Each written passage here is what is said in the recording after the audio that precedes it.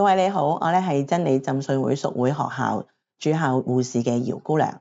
今日咧就好想同大家咧嚟到去分享幼兒刷牙嗰個方法同埋注意事項嘅。咁首先咧喺未講解方法嘅時候就去講解一啲嘅用具啦。咁咧就要有小朋友嘅牙刷啦、牙膏啦，同埋一個嘅水杯。咁咧我哋幫幼兒去選擇牙刷嘅時候咧，首要嘅條件咧，我哋就係要選擇刷頭要細啦，刷毛要軟啦，同埋咧牙膏嗰方面就要選擇含有氟化物嘅兒童牙膏。咁我哋去用牙膏嘅時候咧，我哋就建議0至3歲嘅小朋友咧，就會用個份量咧，就係好似1粒米咁大嘅牙膏就可以啦。到3至6歲嘅小朋友，我哋就會建議咧，就好似1粒豆嘅大細牙膏就可以啦。當我哋去選擇幼兒嘅牙刷嘅時候，嗰個嘅刷頭嘅大細咧，我哋就會建議咧，0至2歲嘅小朋友就會用1毫子嘅直徑啦，而2至6歲嘅小朋友就會用2毫子嘅直徑嘅大細，而6至12歲嘅兒童啦，我哋就會建議咧係5毫子嗰個直徑。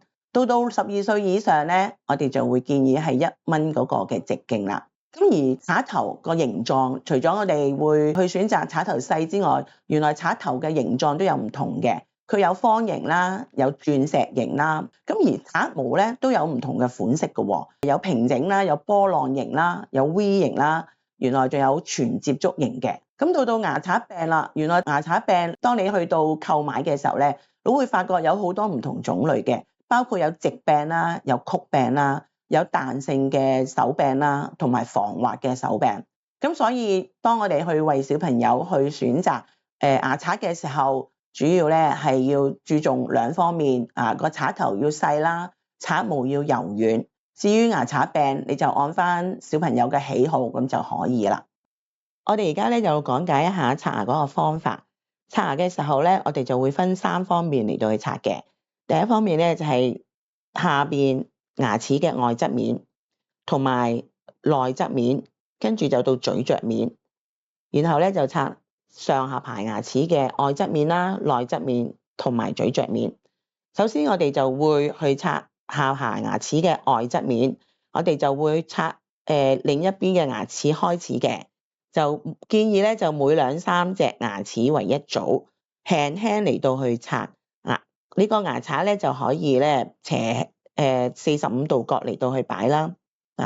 咁每3隻為一組，就刷10次嘅來回啦，唔需要太大力，慢慢嚟到去刷。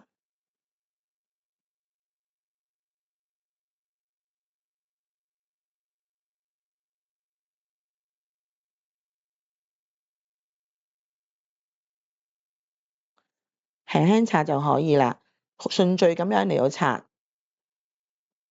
去到嗰個門牙嘅時候，嗰支牙刷咧就可以按你自己嗰個嘅手勢嚟到去因翻嗰個嘅順序。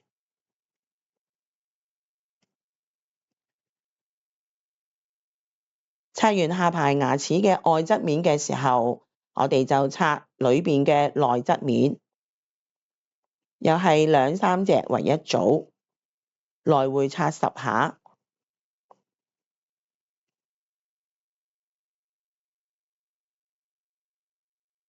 去到門牙開始嘅時候，因為呢幾隻牙仔嘅牙齒嘅密度都比較密嘅，咁就所以咧，你支牙刷咧就需要咧打洞嚟到去刷，逐隻嚟到去刷，上下咁樣去刷10下。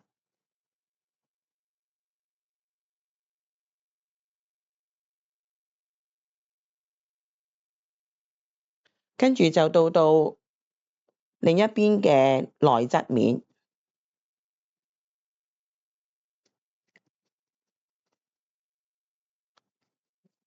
記得最嬲尾嗰隻牙仔咧要刷乾淨啲喎。咁刷完裏邊嘅內側面嘅時候，就刷咀嚼面。咀嚼面我哋前後咁樣嚟到係刷10下。刷完呢邊嘅咀嚼面，就去刷另外一邊嘅咀嚼面。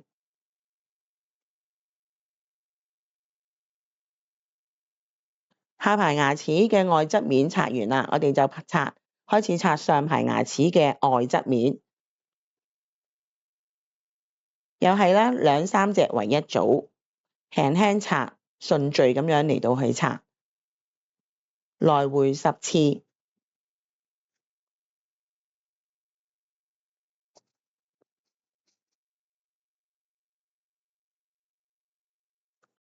去到門牙嘅時候，就可以將你支牙刷柄咧嚟到倒轉嘅姿勢，咁你就可以容易去刷到啦。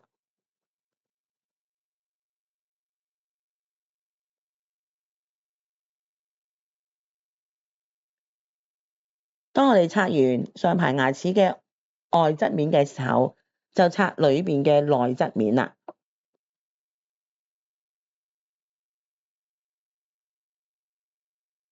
又係2、3隻為一組啦，記得咧就係順序。喺呢個時候，我哋刷到去門牙嘅時候，就記得因為呢幾隻牙仔比較狹窄，咁所以咧記得嗰個牙刷咧就要打洞，前後咁樣嚟到去逐隻刷10下。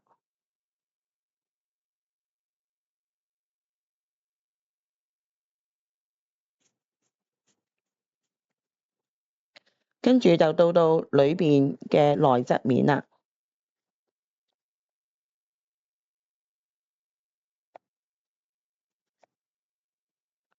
最後就係刷埋上排牙齒嘅咀嚼面，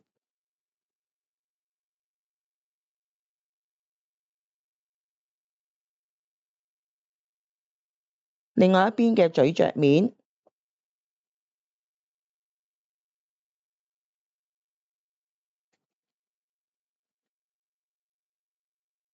咁樣所有牙仔咧就刷完㗎啦。如果當我哋去按翻去次序用正確嘅方法嚟到刷牙咧基本上咧2分鐘就會完成㗎啦。最後咧亦都補充翻一句啦，當我哋刷完牙仔嘅時候咧，其實咧都應該要去刷一條脷嘅喎。咁我哋輕輕咧嚟到去掃下條脷啦，甚至係兩邊咁就可以㗎啦。6歲以下嘅學童咧，我哋係建議家長需要幫小朋友嚟到去補刷牙齒嘅，以至到小朋友嗰啲牙齒每一隻都刷到到位同埋乾淨。咁另外啦，究竟牙刷幾時需要換呢？建議咧就係每3個月咧就需要去換一支新嘅牙刷，又或者嗰隻牙刷個刷毛開始開叉啦，咁呢個時候亦都需要去更換一隻新嘅牙刷。咁另外每一年都建議家長去帶小朋友去牙醫嗰度嚟到作一個嘅口腔衛生檢查。咁今次講解就係咁多啦，多謝大家。